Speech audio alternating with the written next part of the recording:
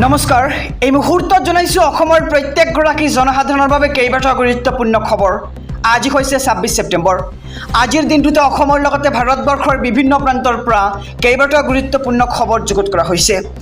এই মুহূৰ্তত জনাইছো আজিৰ প্ৰথমটো খবৰেই ৰাজ্যবাসীৰ বাবে এটা ডাঙৰ খবৰ। ৰেচন কাৰ্ড নথকা লাখ লাখ লোকলৈ সোণালী সুযোগ দিছে এইবাৰ চৰকাৰে। আজিয়ে কৰক ৰেচন কাৰ্ডৰ বাবে আপুনি আবেদন। ৰাজ্যত ৰেচন কাৰ্ডৰ বাবে চলি আছে অভিযান। প্ৰতিটো দুখীয়া মধ্যবিত্ত পৰিয়ালক ৰেচন দিয়াৰ লক্ষ্য এইবাৰ হিমন্ত বিশ্ব শৰ্মা চৰকাৰৰ।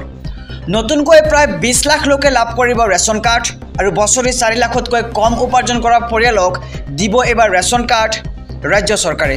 ৰেচন কাৰ্ড থকা পৰিয়ালৰ মহিলাই পাব অৰুণোদয় আঁচনিৰ সুবিধাও।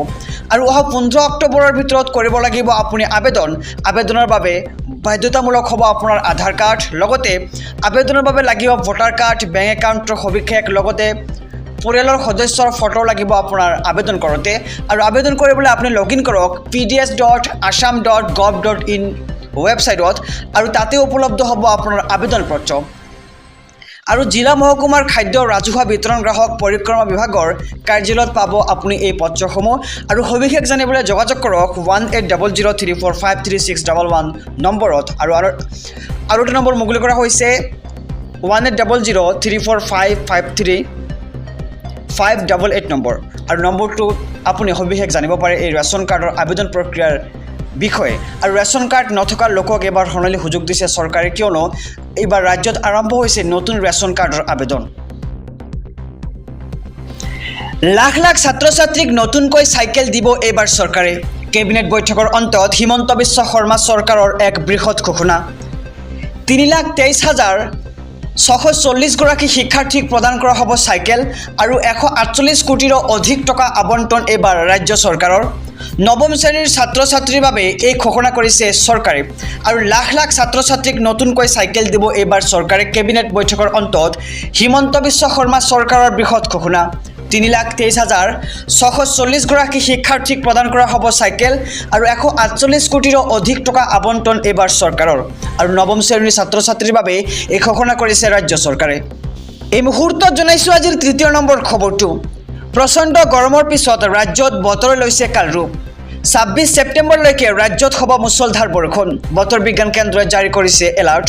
কোন জিলাত জাৰি কৰা হৈছে এলাৰ্ট আমি সবিশেষ জনাই যাম SB অসম মিডিয়াৰ সমদৰ্শকক যে কোকৰাঝাৰ, বঙাইগাঁও, গোৱালপাৰা, বৰপেটা, কামৰূপ গ্ৰাম্য, কামৰূপ মহানগৰত জাৰি কৰা হৈছে এলাৰ্ট। আৰু পশ্চিম কাৰ্বি আংলং, মৰিগাঁও, নলবাৰী, চিৰাং, বজালী, দৰং, ওদালগুৰি, শোণিতপুৰ, কাৰ্বি আংলঙত জাৰি কৰা হৈছে এলাৰ্ট। লগতে ডিমা হাছাও, লখিমপুৰ, ধেমাজি, যোৰহাট, শিৱসাগৰ, চৰাইদেউ, ডিব্ৰুগড়, তিনিচুকীয়াত জাৰি কৰা হৈছে য়েলো এলাৰ্ট। আৰু আজিৰ দিনটোত কোকৰাঝাৰত জাৰি কৰা হৈছে অৰেঞ্জ এলাৰ্ট।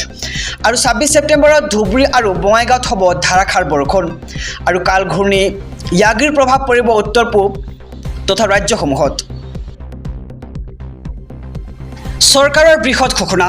হাজাৰ হাজাৰ পৰিয়াললৈ বিনামূলীয়া ঘৰ। আপুনি লাভ কৰা নাই নেকি চৰকাৰী ঘৰ? যদি লাভ কৰা নাই তেন্তে আপোনাৰ বাবে আহি পৰিছে ভাল খবৰ। চৰকাৰী ঘৰ লাভ নকৰা সকললৈ চৰকাৰৰ ডাঙৰ ঘোষণা। ৰাজ্যৰ হাজাৰ হাজাৰ পৰিয়ালে লাভ কৰিব চৰকাৰী ঘৰ। আপুনি সাজু কৰি ৰাখক যাৱতীয় নথিপত্ৰ। আপোনাৰ যাৱতীয় নথিপত্ৰসমূহ। আৰু 1 লাখৰো অধিক পৰিয়ালক চৰকাৰে প্ৰদান কৰিব এতিয়া পকী ঘৰ। কেন্দ্ৰই অসমলৈ আগবঢ়াইছে 1,71,593টা ঘৰ। আৰু শীঘ্ৰে আৰম্ভ হ'ব আবেদন প্ৰক্ৰিয়া।